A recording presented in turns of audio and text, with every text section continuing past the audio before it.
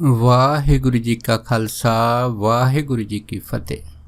ਗੁਰੂ ਪਿਆਰੀ ਗੁਰੂ ਸਵਾਰੀ ਪਰਮ ਸਤਿਕਾਰਯੋਗ ਸਾਧ ਸੰਗਤ ਜੀਓ, ਅੱਜ ਦਾ ਆਸ ਸੰਤ ਮਹਾਂਪੁਰਖ ਬਾਬਾ ਜਵਾਲਾ ਸਿੰਘ ਜੀ ਹਰਖੋਵਾਲ ਮਹਾਂਪੁਰਖਾਂ ਦੀ ਚੱਲ ਰਹੀ ਲੜੀਵਾਰ ਪ੍ਰਸੰਗ ਕਥਾ ਦੇ ਤਹਿਤ ਉਹਨਾਂ ਦੇ ਅਗਲੇ ਜੀਵਨ ਦਰਸ਼ਨਾਂ ਦੀ ਜੋ ਕੜੀ ਆ ਦਾਸ ਆਪ ਸਾਰੀਆਂ ਸੰਗਤਾਂ ਨਾਲ ਸਾਂਝਾ ਕਰਦਾ ਹੈਗਾ। ਜਦੋਂ ਮਹਾਂਪੁਰਖ 34 ਸਿੱਖ ਰੈਜੀਮੈਂਟ ਦੇ ਵਿੱਚ ਉਹਨਾਂ ਟਾਈਮਾਂ ਦੇ ਵਿੱਚ ਡਿਊਟੀ ਕਰਦੇ ਹੁੰਦੇ ਸੀ, ਉਸ ਸਮੇਂ ਹੈ ਨਾ ਪਿਸ਼ੌਰ ਸ਼ਹਿਰ ਦੇ ਵਿੱਚ ਇੱਕ ਅਲਮਸਤ ਫਕੀਰ ਰਹਿੰਦਾ ਸੀਗਾ। ਇਸ ਦਾ ਨਾਂ ਸੀ ਬਾਬਾ ਕਾਨ ਜੀ। ਸੋ ਇਸ ਫਕੀਰ ਦੀ ਵੀ ਜਿਹੜੀ ਹੈ ਨਾ ਸੇਵਕੀ ਸੀਗੀ, ਸ਼ਰਧਾਲੂਆਂ ਦੀ ਗਿਣਤੀ ਸੀ ਉੱਥੇ ਕਾਫੀ ਸੀ। ਬਹੁਤ ਸਾਰੇ ਲੋਕੀ ਜਿਹੜੇ ਹੈ ਨਾ ਇਸ ਫਕੀਰ ਨੂੰ ਮੰਨਦੇ ਹੁੰਦੇ ਸੀ। ਇਹ ਜਿਹੜੇ ਬਾਬਾ ਕਾਨ ਜੀ ਸੀਗੇ, ਇਹ ਕੋਈ ਵੀ ਬੰਦਾ ਆ ਜਾਂਦਾ ਸੀਗਾ ਇਹਨਾਂ ਦੇ ਕੋਲ ਆਪਣੀ ਮੰਨਤ ਮੰਗਣ ਵਾਸਤੇ।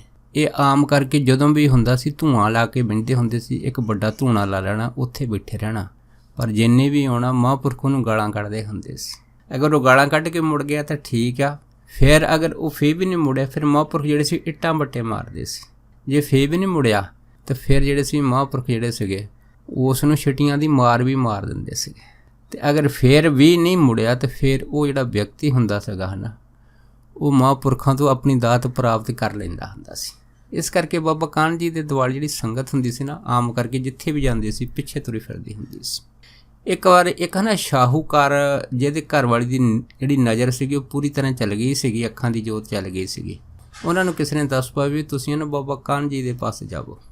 ਸੋ ਇਹ ਵੀ ਦੱਸ ਦਿੱਤਾ ਵੀ ਉਹ ਜਿਹੜੇ ਮਹਾਂਪੁਰਖ ਇੱਟਾਂ ਬੱਟੇ ਮਾਰਦੇ ਆ, ਕਹਿੰਦੇ ਤੁਹਾਡੇ ਨੂੰ ਕੁੱਟ ਵੀ ਦੇਣ, ਜੋ ਮਰਜ਼ੀ ਕਰਨ, ਜੋ ਤੁਸੀਂ ਕਹਿਣਾ ਉਹ 'ਤੇ ਫੁੱਲ ਚਾੜ ਦੇਣੇ ਆ, ਅਤੇ ਫਿਰ ਤੁਹਾਡੀ ਜਿਹੜੀ ਘਰ ਵਾਲੀ ਦੀ ਰੋਸ਼ਨੀ ਉਹ ਜ਼ਰੂਰ ਵਾਪਸ ਆਊਗੀ। ਸੋ ਜਿਹੜਾ ਸੇਠ ਸੀਗਾ ਉਹਦੀ ਘਰ ਵਾਲੀ ਸੀ, ਉਹਨਾਂ ਨੇ ਮਨ ਦੇ ਵਿੱਚ ਪ੍ਰਣ ਕਰ ਦਿੱਤਾ ਵੀ ਅੱਜ ਅਸੀਂ ਖੈਰ ਲੈ ਕੇ ਹੀ ਮੁੜਨਾ ਹੈਗਾ। ਸੋ ਦੋਨੇ ਜਾਣੇ ਜਦੋਂ ਮਹਾਂਪੁਰਖਾਂ ਦੇ ਪਾਸ ਪਹੁੰਚੇ ਸੀ ਤਾਂ ਬਾਬਾ ਜੀ ਉਸ ਟਾਈਮ ਹੁਣ ਧੂਏ ਦੇ ਉੱਤੇ ਬੈਠੇ ਸੀਗੇ, ਅਤੇ ਇਹ ਜਿਹੜਾ ਧੂਣਾ ਜਲਿਆ ਸੀਗਾ ਇਹਦੇ ਪਾਸ ਨਾ ਕੁਛ ਸੰਗਤਾਂ ਜਿਹੜੀਆਂ ਸੀਗੀਆਂ ਉਹ ਵੀ ਪਿੱਛੇ ਹਟ ਕੇ ਬੈਠੀਆਂ ਸੀ। ਜਦ ਇਹ ਜਿਹੜੇ ਸੀਗੇ ਮੀਆਂ ਬੀਬੀ ਮਹਾਂਪੁਰਖਾਂ ਦੇ ਪਾਸ ਆਏ, ਪਹਿਲਾਂ ਤਾਂ ਬਾਬਾ ਜੀ ਨੇ ਇਹਨਾਂ ਨੂੰ ਦੇਖਦਿਆਂ ਸਾਰ ਗਾਲਾਂ ਕੱਢਣੀਆਂ ਸ਼ੁਰੂ ਕਰ ਦਿੱਤੀਆਂ। ਜਦ ਨਾ ਰੁਕੇ ਫਿਰ ਇੱਟਾਂ ਬੱਟੇ ਮਾਰਨੇ ਸ਼ੁਰੂ ਕੀਤੇ, ਅਤੇ ਜਦ ਫਿਰ ਵੀ ਨਾ ਰੁਕੇ ਤਾਂ ਮਹਾਂਪੁਰਖਾਂ ਨੇ ਕੀਤਾ, ਕੋਲ ਜਿਹੜੀਆਂ ਲੱਕੜਾਂ ਪਈਆਂ ਸੀ ਉਹ 'ਚ ਇੱਕ ਲੱਕੜ ਕੱਢ ਕੇ ਹੈ ਨਾ, ਅਤੇ ਵਿੱਚੇ ਸ਼ਾਹੂਕਾਰ ਅਤੇ ਵਿੱਚੇ ਉਹਦੀ ਘਰ ਵਾਲੀ, ਉਹਦੇ 5-7 ਜਿਹੜੇ ਸੀਗੇ ਉਹਨਾਂ ਨੇ ਸੋਟੇ ਮਾਰੇ, ਡੰਡੇ ਮਾਰੇ। ਜਦ ਫਿਰ ਵੀ ਨਾ ਰੁਕੇ ਤਾਂ ਫਿਰ ਮਹਾਂਪੁਰਖਾਂ ਨੇ ਸਮਝ ਲਿਆ ਵੀ ਇਹ ਜਿਹੜੇ ਆਦਮੀ ਆ ਇਹ ਤਾਂ ਹੁਣ ਅੰਦਰੋਂ ਪ੍ਰਾਣ ਕਰਕੇ ਆਏ, ਇਸ ਕਰਕੇ ਇਹਨਾਂ ਨੂੰ ਤਾਂ ਦਾਤ ਦੇਣੀ ਬਣਦੀ ਆ। ਫਿਰ ਬਾਬਾ ਕਾਨ ਸਿੰਘ ਸ਼ਾਹੂਕਾਰ ਨੇ ਕਿਹਾ, ਕਹਿੰਦੇ ਅੱਛਾ ਤੁਸੀਂ ਖਾਲੀ ਆਏ, ਜਾਓ ਕਹਿੰਦੇ ਜਾ ਕੇ ਸਾਡੇ ਵਾਸਤੇ ਪਹਿਲੇ ਤੋੜ ਦੀ ਸ਼ਰਾਬ ਲੈ ਕੇ ਨਾਲ ਮਠਿਆਈ ਲੈ ਕੇ ਆਵੋ। ਜਦੋਂ ਇਹ ਹੁਕਮ ਕਰ ਦਿੱਤਾ, ਸ਼ਾਹੂਕਾਰ ਤੋਂ ਉਹਦੀ ਘਰ ਵਾਲੀ ਵਾਪਸ ਚਲੇ ਗਏ, ਸ਼ਰਾਬ ਅਤੇ ਮਠਿਆਈ ਲੈ ਕੇ ਆਏ। ਤਾਂ ਮਹਾਂਪੁਰਖਾਂ ਨੇ ਕੀਤਾ, ਕਹਿੰਦੇ ਆਹ ਜਿਹੜੀ ਸ਼ਰਾਬ ਅਤੇ ਮਠਿਆਈ ਹੈ ਨਾ, ਜਿਹੜੇ ਸਾਡੇ ਨਾਲ ਦਾ ਸੇਕ ਬੈਠੇ ਸਾਰਿਆਂ ਨੂੰ ਵਰਤਾ ਦਿਓ। ਦੇਖੋ ਸੇਠ ਨੇ 7 ਵਜੇ ਕਿਹਾ ਸਾਰਿਆਂ ਨੂੰ ਵਰਤਾ ਦਿੱਤੀ। ਜਦੋਂ ਸਾਰਿਆਂ ਨੂੰ ਵਰਤਾਈ ਤਾਂ ਮਹਾਂਪੁਰਖ ਕਹਿਣ ਲੱਗੇ ਵੀ ਚਲੋ ਆਓ ਸਾਰੇ ਨੱਚੀਏ। ਜਦ ਦੇਖੋ ਕਿ ਸ਼ਰਾਬ ਪੀਤੀ ਸੀ, ਮਠਿਆਈ ਖਾਧੀ ਸੀ, ਅਤੇ ਸੇਵਕ ਤਾਂ ਪਹਿਲਾਂ ਉੱਠ ਕੇ ਨੱਚਣ ਲੱਗ ਪਏ ਅਤੇ ਬਾਬਾ ਜੀ ਵੀ ਨਾਲ ਨੱਚਣ ਲੱਗ ਪਏ। ਨੱਚਦਾ ਬਾਬਾ ਕਾਨ ਸਿੰਘ ਕਹਿੰਦੇ ਵੀ ਆ ਜਾ ਬਈ ਤੁਸੀਂ ਵੀ ਦੋਨੇ ਮੀਆਂ ਬੀਬੀ ਸਾਡੇ ਨਾਲ ਨੱਚੋ। ਉਹ ਸੇਠ ਵੀ ਨੱਚਣ ਲੱਗ ਪਿਆ, ਉਹਦੀ ਪਤਨੀ ਸਠਾਣੀ ਵੀ ਨੱਚਣ ਲੱਗ ਪਈ। ਜਦ ਨੱਚਣ ਲੱਗ ਪਈ ਤਾਂ ਮਹਾਂਪੁਰਖ ਜਿਹੜੇ ਸੀਗੇ ਇਸ ਤਰ੍ਹਾਂ ਨੱਚੋ ਸਠਾਣੀ ਨੂੰ ਕਹਿਣ ਲੱਗੇ, ਕਹਿੰਦੇ ਇੱਦਾਂ ਕਰ ਆਪਣੀ ਅੱਖਾਂ ਸਾਡੇ ਵੱਲ ਕਰ। ਜਦ ਉਸ ਸਠਾਣੀ ਨੇ ਜਿੱਦਾਂ ਮੂੰਹ ਫੜ ਕੇ ਸੇਠ ਨੇ ਮਹਾਂਪੁਰਖਾਂ ਵੱਲ ਕੀਤਾ, ਐਸੀ ਕਿਰਪਾ ਦ੍ਰਿਸ਼ਟੀ ਹੋਈ ਕਿ ਬਸ ਉਸ ਸਠਾਣੀ ਦੀਆਂ ਜਿਹੜੇ ਨੇਤਰ ਸੀਗੇ ਜਿਨ੍ਹਾਂ ਦੇ ਵਿੱਚ ਜੋਤ ਚੱਲ ਗਈ ਸੀਗੀ ਉਹ ਵਾਪਸ ਆ ਗਈ। ਮੁੜ ਕੇ ਫਿਰ ਸਠਾਣੀ ਮੁੜ ਕੇ ਫਿਰ ਸਜਾਖੀ ਹੋ ਗਈ। ਇਹ ਜਿਹੜਾ ਪ੍ਰਤੱਖ ਕੌਤਕ ਹੋਇਆ, ਇਹ ਕੌਤਕ ਹੋ ਗਿਆ, ਸਾਰੇ ਦੇਖ ਕੇ ਬੜੇ ਹੈਰਾਨ ਹੋਏ ਅਤੇ ਬਾਬਾ ਜੀ ਦੀ ਜੈ ਜੈਕਾਰ ਕਰਨ ਲੱਗੇ। ਅਤੇ ਉਸ ਤੋਂ ਬਾਅਦ ਫਿਰ ਜਿਹੜੇ ਉਹ ਸੇਠ ਅਤੇ ਸਠਾਣੀ ਸੀ ਮਹਾਂਪੁਰਖਾਂ ਦੇ ਸੇਵਕ ਹੋ ਗਏ। ਇਸ ਤਰ੍ਹਾਂ ਬਾਬਾ ਕਾਨ ਜੀ ਜਿਹੜੇ ਸੀਗੇ ਉਹ ਆਮ ਕਰਕੇ ਇਸ ਤਰ੍ਹਾਂ ਦੇ ਕੌਤਕ ਕਰਦੇ ਰਹਿੰਦੇ ਹੁੰਦੇ ਸੀ, ਪਰ ਉਹਨਾਂ ਦੇ ਇਹਨਾਂ ਕੌਤਕਾਂ ਨੂੰ ਸਮਝਣਾ ਥੋੜ੍ਹਾ ਮੁਸ਼ਕਲ ਸੀਗਾ। ਪਰ ਜਦੋਂ ਬਾਬਾ ਜਵਾਲਾ ਸਿੰਘ ਹੁਣਾਂ ਨੂੰ ਪਤਾ ਲੱਗਾ ਬਾਬਾ ਕਾਨ ਸਿੰਘ ਦੀ ਬਾਬਤ, ਅਤੇ ਬਾਬਾ ਜਵਾਲਾ ਸਿੰਘ ਹੁਣ ਵੀ ਪ੍ਰਣ ਕਰਕੇ ਮਹਾਂਪੁਰਖਾਂ ਦੇ ਪਾਸ ਇੱਕ ਦਿਨ ਆ ਗਏ। ਜਦ ਆ ਗਏ ਤਾਂ ਜਿੱਥੇ ਬਾਬਾ ਕਾਨ ਸਿੰਘ ਜੀ ਧੂਣਾ ਲਾ ਕੇ ਬੈਠੇ ਸੀ, ਜਿਉਂ ਹੀ ਬਾਬਾ ਜਵਾਲਾ ਸਿੰਘ ਸਾਹਮਣੇ ਆਏ ਤਾਂ ਫਿਰ ਬਾਬਾ ਕਾਨ ਸਿੰਘ ਨੇ ਬਾਬਾ ਜਵਾਲਾ ਸਿੰਘ ਨੂੰ ਦੇਖਦੇ ਪਹਿਲਾਂ ਤਾਂ ਗਾਲਾਂ ਕੱਢਣੀਆਂ ਸ਼ੁਰੂ ਕਰ ਦਿੱਤੀਆਂ। ਜਦ ਨਹੀਂ ਰੁਕੇ ਫਿਰ ਪਹਿਲੇ ਦੀ ਤਰ੍ਹਾਂ ਫਿਰ ਇੱਟਾਂ ਬੱਟੇ। ਜਦ ਕੋਲ ਹੈ ਤਾਂ ਛਿੱਟੀਆਂ ਦੀ ਮਾਰ ਵੀ ਬਾਬਾ ਜਵਾਲਾ ਸਿੰਘ ਨੂੰ ਪਈ, ਪਰ ਬਾਬਾ ਜਵਾਲਾ ਸਿੰਘ ਹੁਣਾਂ ਨੇ ਕੁਛ ਨਹੀਂ ਕਿਹਾ, ਚੁੱਪ ਕਰਕੇ ਧੂਣੇ ਦੇ ਕੋਲ ਬੈਠ ਗਏ। ਜਦ ਬੈਠ ਕੇ ਤਾਂ ਬਾਬਾ ਕਾਨ ਸਿੰਘ ਹੁਣਾਂ ਨੇ ਆਪਣੀ ਤਿਰਛੀ ਨਜ਼ਰ ਦੇ ਨਾਲ ਬਾਬਾ ਜਵਾਲਾ ਸਿੰਘ ਹੁਣਾਂ ਨੂੰ ਦੇਖਿਆ, ਅਤੇ ਦੇਖ ਕੇ ਉੱਚੀ ਉੱਚੀ ਰੋਣ ਲੱਗ ਪਏ। ਅਤੇ ਰੋਦੇ ਜਿਹੜੀ ਸੀ ਇਹ ਕਹਿਣ ਲੱਗ ਪਏ ਵੀ ਮੈਂ ਲੁੱਟਿਆ ਗਿਆ, ਮੈਂ ਲੁੱਟਿਆ ਗਿਆ, ਮੈਨੂੰ ਇਸ ਆਦਮੀ ਤੋਂ ਬਚਾ ਲਓ। ਜਦ ਮੈਂ ਲੁੱਟਿਆ ਗਿਆ ਮੈਨੂੰ ਇਸ ਆਦਮੀ ਤੋਂ ਬਚਾ ਲਓ। ਆਲੇ ਦੁਆਲੇ ਦੇ ਜਿਹੜੇ ਹੋਰ ਸੇਵਕ ਦੂਰ ਬੈਠੇ ਸੀ ਉਹ ਵੀ ਨੇੜੇ ਆ ਗਏ। ਉਹ ਆ ਕੇ ਬਾਬਾ ਜਵਾਲਾ ਸਿੰਘ ਨੂੰ ਕਹਿਣ ਲੱਗੇ ਕਿ ਮਹਾਂਪੁਰਖਾਂ ਨੂੰ ਤੁਹਾਡੇ ਆਉਣ ਨਾਲ ਤਕਲੀਫ ਹੁੰਦੀ, ਤੁਸੀਂ ਉੱਥੋਂ ਚਲੇ ਜਾਓ। ਜਦ ਇੰਨੀ ਗੱਲ ਹੋਈ ਤਾਂ ਬਾਬਾ ਜਵਾਲਾ ਸਿੰਘ ਕਹਿੰਦੇ ਭਾਈ ਤੁਸੀਂ ਚੁੱਪ ਰਹੋ, ਇਹ ਅਸੀਂ ਜਾਣੀਏ ਜਾਂ ਬਾਬਾ ਜੀ ਜਾਣਨ, ਤੁਸੀਂ ਸਾਡੀ ਦੋਨਾਂ ਦੀ ਗੱਲ ਦੇ ਵਿੱਚ ਨਾ ਆਓ। ਜਦ ਇੰਨੀ ਗੱਲ ਹੋਈ ਸੰਗਤ ਜਿਹੜੀ ਚੁੱਪ ਕਰਕੇ ਪਿੱਛੇ ਬੈਠ ਗਈ। ਤਾਂ ਫਿਰ ਬਾਬਾ ਕਾਹਨ ਜੀ ਨੇ ਇੱਕ ਜਿਹੜੀ ਬਲਦੀ ਲੱਕੜ ਸੀ ਉਹ ਬਾਬਾ ਜਵਾਲਾ ਸਿੰਘ ਦੇ ਬੜੇ ਜ਼ੋਰ ਨਾਲ ਮਾਰੀ। ਜਦੋਂ ਜ਼ੋਰ ਨਾਲ ਮਾਰੀ ਉਹ ਲੱਕੜ ਜਿਹੜੀ ਸੀ ਹੈ ਨਾ ਉਹ ਮੱਥੇ ਤੋਂ ਉੱਪਰ ਫਿਰ ਬਾਬਾ ਜਵਾਲਾ ਸਿੰਘ ਦੇ ਲੱਗੀ ਸੀ, ਅਤੇ ਜਿਹਦੇ ਨਾਲ ਹੈ ਨਾ ਮਾਸ ਦੇ ਉੱਤੇ ਦਾਗ ਪੈ ਗਿਆ ਸੀ, ਨਾਲ ਜਿਹੜੀ ਸੀ ਖੂਨ ਦੀ ਧਧੀਰੀ ਵਹਿ ਤੁਰੀ ਸੀ। ਪਰ ਮਹਾਂਪੁਰਖਾਂ ਨੇ ਉਹ ਤੱਕ ਨਹੀਂ ਕੀਤੀ, ਉਸੇ ਤਰ੍ਹਾਂ ਆਨੰਦ ਵਿੱਚ ਬੈਠੇ ਰਹੇ। ਜਦ ਆਨੰਦ 'ਚ ਬੈਠੇ ਰਹੇ ਤਾਂ ਫਿਰ ਬਾਬਾ ਕਾਹਨ ਸਿੰਘ ਨੇ ਦੇਖਿਆ ਵੀ ਇਹ ਤਾਂ ਆਪਣੀ ਪ੍ਰੀਖਿਆ 'ਚ ਪੂਰੇ ਹੋ ਗਿਆ। ਫਿਰ ਬਾਬਾ ਕਾਹਨ ਸਿੰਘ ਹੁਣਾਂ ਨੇ ਬਾਬਾ ਜਵਾਲਾ ਸਿੰਘ ਨੂੰ ਆਪਣੀ ਗਲਬਕੜੀ 'ਚ ਲੈ ਲਿਆ। ਗਲਬਕੜੀ 'ਚ ਲੈ ਲਿਆ। ਉਹ ਤੋਂ ਬਾਅਦ ਫਿਰ ਦੇਖੋ ਐਸੀ ਮਹਾਂਪੁਰਖਾਂ ਦੀ ਸੁਰ ਮਿਲੀ ਦੋਨੇ ਦੀ ਕਿ ਬਾਬਾ ਜਵਾਲਾ ਸਿੰਘ ਹੁਣਾਂ ਨੇ ਤਾਂ ਬਾਬਾ ਕਾਹਨ ਸਿੰਘ ਹੁਣਾਂ ਦੇ ਨਾਲ ਹੀ ਰਹਿਣਾ ਸ਼ੁਰੂ ਕਰ ਦਿੱਤਾ। ਅਤੇ ਆਪ ਜਿਹੜਾ ਸੀ ਬਾਬਾ ਕਾਹਨ ਜੀ ਦਾ ਜਿਹੜਾ ਰੂਪ ਸੀ ਦਿਗੰਬਰਾਂ ਸਾਧੂਆਂ ਵਾਲਾ ਉਹ ਧਾਰਨ ਕਰ ਲਿਆ। ਜਦ ਰੂਪ ਧਾਰਨ ਕਰ ਲਿਆ ਅਤੇ ਜਦੋਂ ਬਾਬਾ ਕਾਹਨ ਸਿੰਘ ਜੀ ਨੇ ਹੁਕਮ ਕਰਨਾ ਕਿ ਕੋਈ ਪ੍ਰਸ਼ਾਦਾ ਪਾਣੀ ਛਕ ਲਓ ਤਾਂ ਫਿਰ ਬਾਬਾ ਜਵਾਲਾ ਸਿੰਘ ਛਕਦੇ ਹੁੰਦੇ ਸੀ। ਜੇ ਨਹੀਂ ਕਰਨਾ ਤਾਂ ਕਈ ਵਾਰੀ ਭੁੱਖੇ ਵੀ ਇਸ ਤਰ੍ਹਾਂ ਬੈਠੇ ਰਹਿਣਾ। ਇਸ ਤਰ੍ਹਾਂ ਕਰਦੇ ਕਰਦੇ ਇਸ ਰੂਪ ਦੇ ਵਿੱਚ ਜਦ ਮਹੀਨਾ ਹੋ ਗਿਆ ਬਾਬਾ ਜਵਾਲਾ ਸਿੰਘ ਹੁਣਾਂ ਨੂੰ ਬੈਠਿਆਂ ਨੂੰ, ਤਾਂ ਫਿਰ ਜਿਹੜਾ ਸੂਬੇਦਾਰ ਮੇਜਰ ਸੀਗਾ ਅਤੇ ਜਦ ਉਹਨੂੰ ਇਸ ਗੱਲ ਦਾ ਪਤਾ ਲੱਗਾ ਕਿ ਬਾਬਾ ਜਵਾਲਾ ਸਿੰਘ ਹੁਣਾਂ ਤੇ ਦਿਗੰਬਰਾਂ ਵਾਲਾ ਰੂਪ ਧਾਰਨ ਕਰ ਲਿਆ ਹੈਗਾ। ਫਿਰ ਜਿਹੜਾ ਸੀ ਸੂਬੇਦਾਰ ਮੇਜਰ ਉਹ ਬਾਬਾ ਆਇਆ ਸਿੰਘ ਜੀ ਦੇ ਪਾਸ ਫਿਰ ਉੱਥੇ ਪਹੁੰਚੇ ਸੀਗੇ। ਜਦ ਬਾਬਾ ਆਇਆ ਸਿੰਘ ਜੀ ਦੇ ਪਾਸ ਹੋਤੀ ਮਰਦਾਨ ਗਏ ਤਾਂ ਬਾਬਾ ਆਇਆ ਸਿੰਘ ਨੂੰ ਜਾ ਕੇ ਬਾਬਾ ਜਵਾਲਾ ਸਿੰਘ ਹੁਣਾਂ ਦੀ ਸਾਰੀ ਵਾਰਤਾ ਦੱਸੀ। ਅਤੇ ਫਿਰ ਬਾਬਾ ਆਇਆ ਸਿੰਘ ਹੁਣਾਂ ਨੇ ਸੂਬੇਦਾਰ ਮੇਜਰ ਨੂੰ ਆਖਿਆ ਕਿ ਤੁਸੀਂ ਸਾਡਾ ਜਾ ਕੇ ਉਹਨਾਂ ਨੂੰ ਸੁਨੇਹਾ ਦੇ ਦਿਓ ਕਿ ਭਾਈ ਤੁਹਾਨੂੰ ਹੈ ਨਾ ਵੀ ਆਇਆ ਸਿੰਘ ਮਹਾਂਪੁਰਖਾਂ ਨੇ ਆਪਣੇ ਪਾਸ ਬੁਲਾਇਆ ਹੈਗਾ। ਜਦ ਇੰਨੀ ਗੱਲ ਹੋਈ ਤਾਂ ਫਿਰ ਸੂਬੇਦਾਰ ਮੇਜਰ ਬਾਬਾ ਆਇਆ ਸਿੰਘ ਨੂੰ ਕਹਿਣ ਲੱਗਾ ਜੀ ਮੈਂ ਚਲੇ ਤਾਂ ਜਾਂਦਾ ਹੈਗਾ, ਪਰ ਇਹ ਜਿਹੜੇ ਸਾਧੂ ਦੋਨੇ ਆ ਇਹਦੇ ਹੁਣ ਦਿਗੰਬਰ ਸਾਧੂ ਹੈਗੇ ਆ, ਆਏ ਗਏ ਨੂੰ ਗਾਲਾਂ ਕੱਢਦੇ ਆ, ਇੱਟਾਂ ਵੱਟੇ ਮਾਰਦੇ ਆ, ਅਤੇ ਮੇਰੇ ਨਾਲ ਵੀ ਉਹ ਵਰਤਾਅ ਕਰਨਗੇ।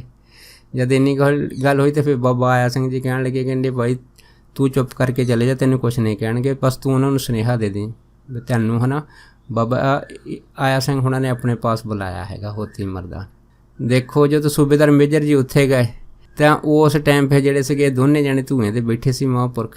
ਜੋ ਹੀ ਸੂਬੇਦਾਰ ਮੇਜਰ ਜਿਹੜੇ ਅੱਗੇ ਗਏ ਦੋਹਾਂ ਨੇ ਕੋਈ ਇੱਟਾਂ ਵੱਟਾਂ ਨਹੀਂ ਮਾਰਿਆ, ਕੋਈ ਗਾਲਾਂ ਨਹੀਂ ਕੱਢੀਆਂ, ਅਤੇ ਪਰ ਉੱਚੀ ਉੱਚੀ ਇਹਨੂੰ ਦੇਖ ਕੇ ਨਾ ਦੋਨੇ ਹੱਸਣ ਲੱਗ ਪਏ। ਜਦ ਹੱਸਣ ਲੱਗ ਪਏ ਤਾਂ ਹੱਸਦਿਆਂ ਬਾਬਾ ਕਾਹਨ ਜੀ ਨੇ ਜਿਹੜਾ ਸੀਗਾ ਉਹ ਸੂਬੇਦਾਰ ਮੇਜਰ ਨੂੰ ਆਖਿਆ, ਉਹ ਕਹਿੰਦੇ ਵੀ ਹਾਂ ਦੱਸ ਕੀ ਹੁਕਮ ਲੈ ਕੇ ਆਇਆ, ਕੀ ਸੁਨੇਹਾ ਲੈ ਕੇ ਆਇਆ ਹੈਗਾ। ਜਦ ਇੰਨੀ ਗੱਲ ਹੋਈ ਫਿਰ ਸੂਬੇਦਾਰ ਮੇਜਰ ਨੇ ਆਖਿਆ ਸੀਗਾ ਕਿ ਬਈ ਬਾਬਾ ਜਵਾਲਾ ਸਿੰਘ ਹੁਣਾਂ ਨੂੰ ਬਾਬਾ ਆਇਆ ਸਿੰਘ ਹੁਣਾਂ ਨੇ ਆਪਣੇ ਪਾਸ ਬੁਲਾਇਆ ਹੈਗਾ। ਜਦ ਇੰਨੀ ਗੱਲ ਹੋਈ ਆ ਤਾਂ ਫਿਰ ਬਾਬਾ ਕਾਹਨ ਸਿੰਘ ਕਹਿੰਦੇ ਫੇਰ ਕੀ ਗੱਲ ਹੈਗੀ ਆ, ਇਹ ਜੇ ਅਗਰ ਬੁਲਾਇਆ ਹੈ ਤਾਂ ਹੁਣੇ ਇਹ ਜਾਣਗੇ। ਅਤੇ ਜਦ ਇੰਨੀ ਗੱਲ ਹੋਈ ਆ ਤਾਂ ਫਿਰ ਸੂਬੇਦਾਰ ਮੇਜਰ ਨੇ ਜਿਹੜੀ ਫੌਜ ਦੀ ਵਰਦੀ ਸੀਗੀ ਹੈ ਨਾ ਉਹ ਬਾਬਾ ਜਵਾਲਾ ਸਿੰਘ ਹੁਣਾਂ ਦੇ ਹੱਥ ਫੜਾ ਦਿੱਤੀ।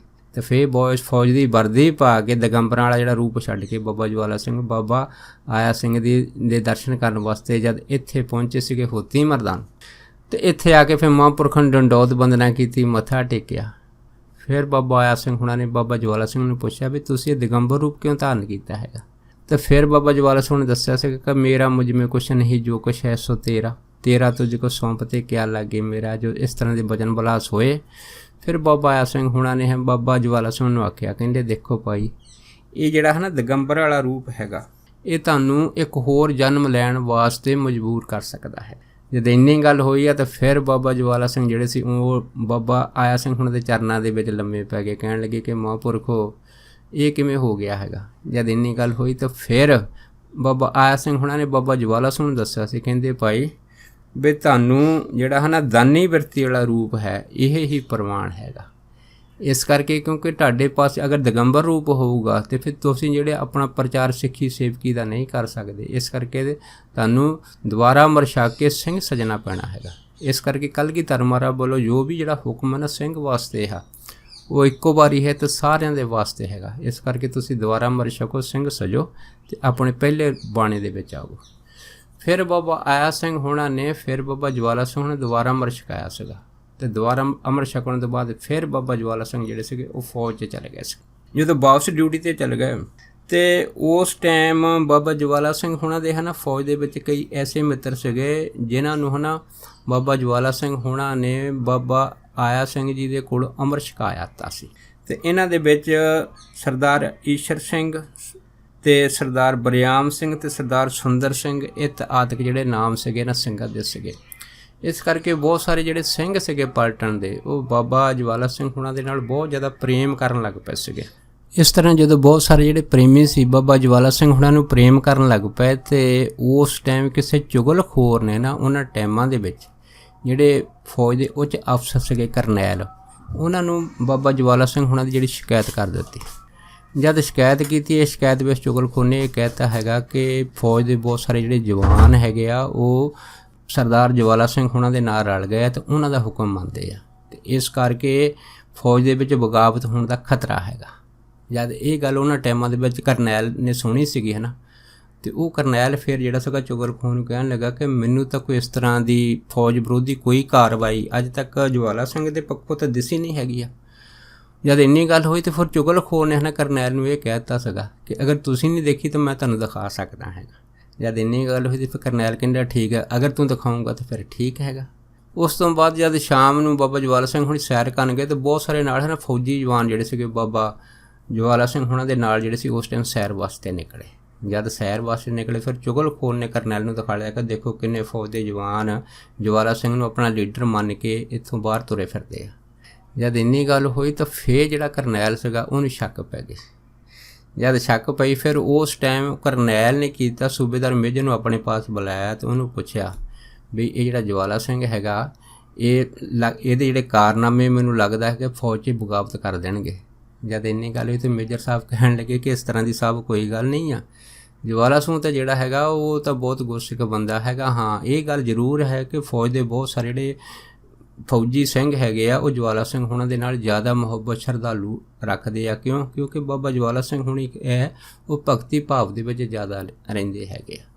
ਜਦੋਂ ਇਸ ਤਰ੍ਹਾਂ ਦੀ ਗੱਲ ਕੀਤੀ ਪਰ ਉਹ ਕਰਨੈਲ ਕਹਿਣ ਲੱਗਾ ਕਿ ਮੈਨੂੰ ਜਿਹੜਾ ਹੈਗਾ ਹਜੇ ਯਕੀਨ ਨਹੀਂ ਹੈ, ਇਸ ਕਰਕੇ ਹੈ ਨਾ ਵੀ ਤੂੰ ਜਵਾਲਾ ਸਿੰਘ ਨੂੰ ਮੇਰੇ ਦਫ਼ਤਰ ਦੇ ਵਿੱਚ ਹਾਜ਼ਰ ਕਰ। ਜਦ ਇੰਨੀ ਗੱਲ ਹੋਈ ਤਾਂ ਫਿਰ ਜਿਹੜਾ ਉਹ ਸੂਬੇਦਾਰ ਮੇਜਰ ਸੀਗਾ ਹੈ ਨਾ ਉਹ ਕਹਿਣ ਲੱਗਾ ਠੀਕ ਹੈ ਮੈਂ ਹਾਜ਼ਰ ਕਰ ਦਿੰਦਾ।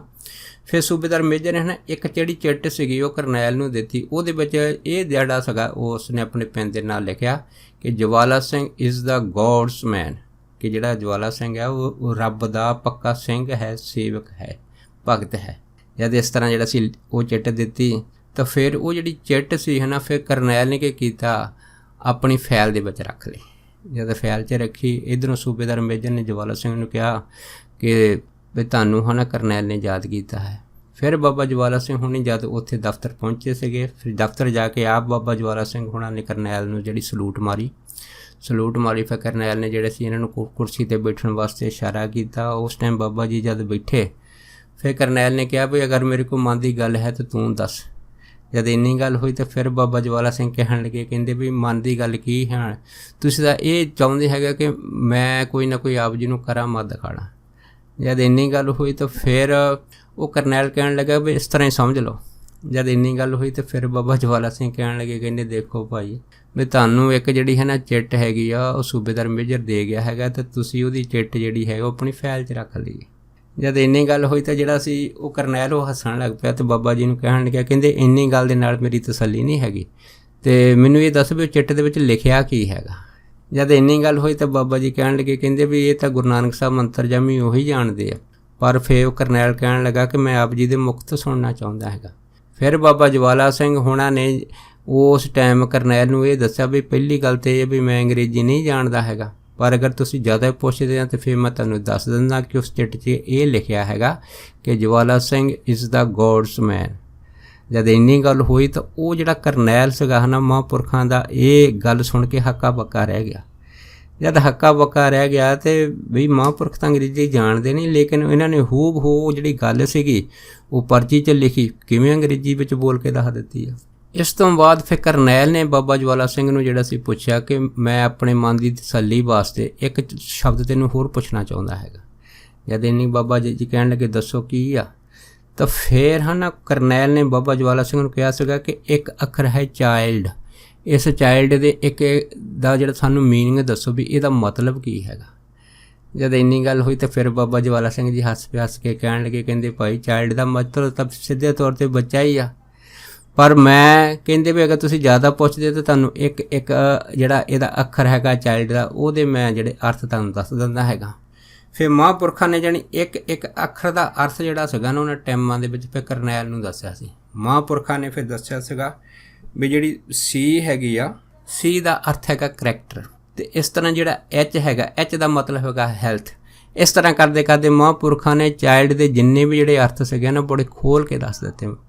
ਜਦ ਖੋਲ੍ਹ ਕੇ ਦੱਸ ਦਿੱਤੇ, ਉਹ ਫਿਰ ਜਿਹੜਾ ਕਰਨੈਲ ਸੀਗਾ ਮਹਾਂਪੁਰਖਾਂ ਦਾ ਇਹ ਦੇਖ ਕੇ ਇੰਨਾ ਖੁਸ਼ ਹੋਇਆ, ਫਿਰ ਉਹਨੇ ਫਿਰ ਮੁਆਫੀ ਮੰਗੀ ਸੀ ਬਾਬਾ ਜੀ ਤੋਂ।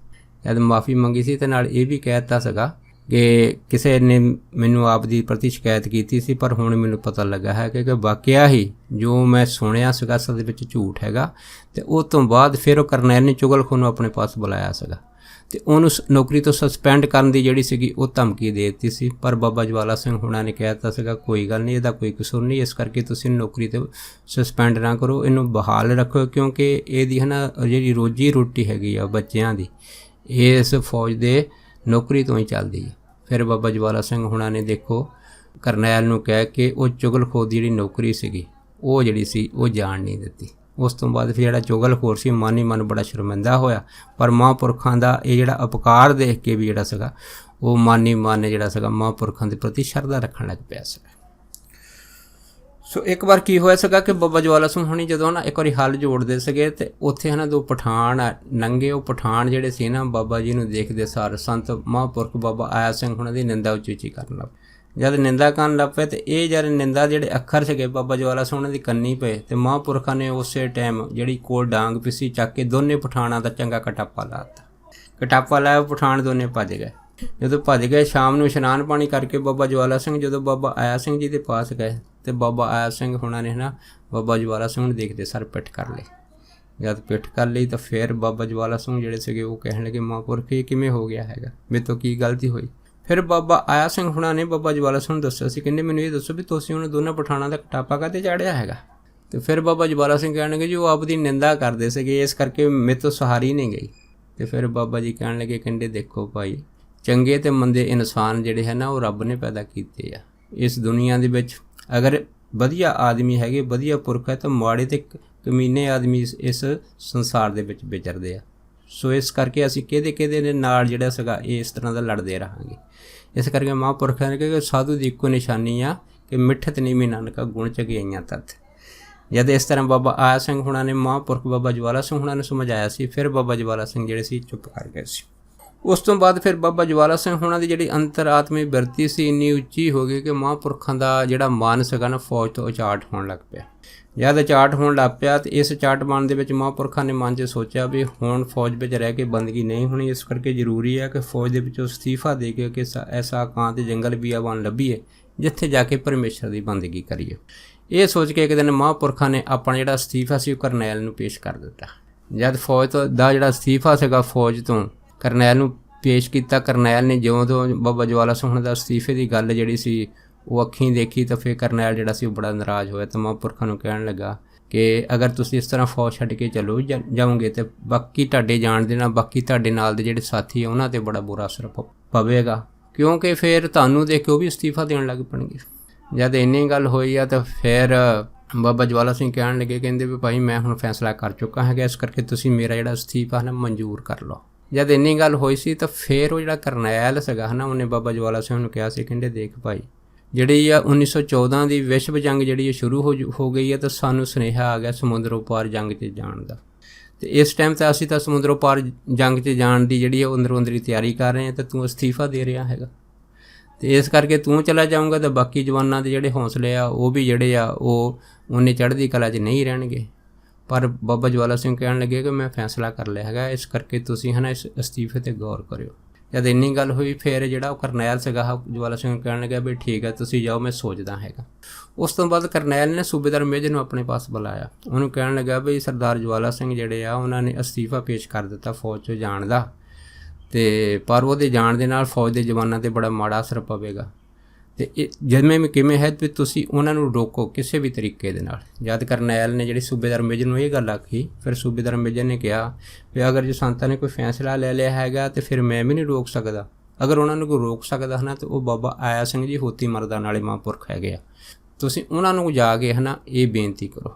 ਜਦ ਇੰਨੀ ਗੱਲ ਹੋਈ ਸੀ, ਫਿਰ ਕਰਨੈਲ ਜਿਹੜਾ ਸੀਗਾ ਖੁਦ ਆਪਣੇ ਕਈ ਜਿਹੜੇ ਨਾਲ ਦੇ ਜਵਾਨ ਸੀਗੇ ਲੈ ਕੇ ਹੋਤੀ ਮਰਦਾਨ ਮਹਾਂਪੁਰਖਾਂ ਦੇ ਪਾਸ ਪਹੁੰਚਿਆ ਸੀਗਾ। ਜਦੋਂ ਬਾਬਾ ਆਇਆ ਸਿੰਘ ਦੇ ਪਾਸ ਪਹੁੰਚਾ, ਉੱਥੇ ਜਾ ਕੇ ਫਿਰ ਕਰਨੈਲ ਨੇ ਬਾਬਾ ਜਵਾਲਾ ਸਿੰਘ ਹੁਣਾਂ ਦਾ ਜਿਹੜਾ ਅਸਤੀਫਾ ਸੀ ਉਹਦੀ ਗੱਲਬਾਤ ਜਦੋਂ ਮਹਾਂਪੁਰਖਾਂ ਨਾਲ ਕੀਤੀ ਸੀ, ਅਤੇ ਫਿਰ ਮਹਾਂਪੁਰਖ ਕਹਿਣ ਲੱਗੇ ਵੀ ਕੋਈ ਗੱਲ ਨਹੀਂ, ਤੁਸੀਂ ਕੱਲ੍ਹ ਜਵਾਲਾ ਸਿੰਘ ਨੂੰ ਮੇਰੇ ਪਾਸ ਭੇਜ ਦਿਓ ਅਤੇ ਮੈਂ ਹੈ ਨਾ ਬਾਬਾ ਜਵਾਲਾ ਸਿੰਘ ਦੇ ਨਾਲ ਆਪ ਖੁਦ ਗੱਲਬਾਤ ਕਰਾਂਗਾ।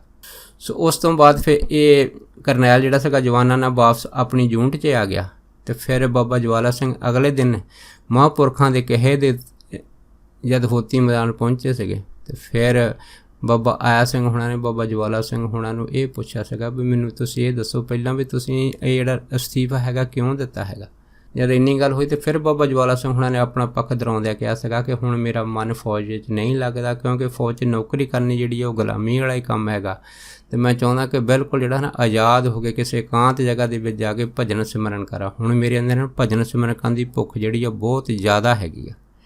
ਜਦ ਇਸ ਤਰ੍ਹਾਂ ਦੀ ਜਿਹੜੀ ਸੀ ਅੰਦਰਲੀ ਗੱਲਬਾਤ ਬਾਬਾ ਜਵਾਲਾ ਸਿੰਘ ਹੁਣਾਂ ਨੇ ਬਾਬਾ ਆਇਆ ਸਿੰਘ ਹੁਣਾਂ ਨੂੰ ਸਾਂਝੀ ਕੀਤੀ ਸੀ, ਅਤੇ ਫਿਰ ਬਾਬਾ ਆਇਆ ਸਿੰਘ ਜੀ ਕਹਿਣ ਲੱਗੇ ਵੀ ਗੱਲ ਤੇਰੀ ਠੀਕ ਹੈਗੀ ਆ, ਪਰ ਦੂਸਰੀ ਗੱਲ ਇਹ ਵੀ ਆ ਕਿ ਹੁਣ ਦੇਖੋ 1914 ਦੀ ਵਿਸ਼ਵ ਜੰਗ ਲੱਗੀ ਹੈਗੀ ਆ, ਅਤੇ ਆਪਾਂ ਕਿੰਨੇ ਚਿਰ ਫੌਜ ਦੇ ਵਿੱਚ ਰਹਿ ਕੇ ਫੌਜ ਦਾ ਨਮਕ ਖਾਧਾ ਹੈਗਾ।